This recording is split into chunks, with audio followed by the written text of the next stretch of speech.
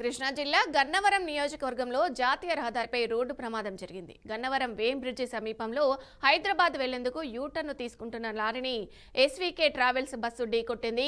ఇక ఈ ప్రమాదంలో బస్సులోని సుమారు 40 మంది ప్రయాణికులు గాయపడినట్లు సమాచారం.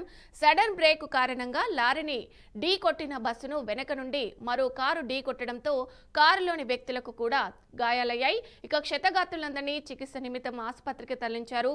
అంతకుముందు మరో ప్రైవేటు ట్రావెల్స్ బస్సు అదుపు తప్పి రోడ్డు పక్కన పొదల్లోకి దూసుకెళ్లింది. 24 గంటల్లో 2 ఘోర ప్రమాదాలు చోటు చేసుకున్నాయి.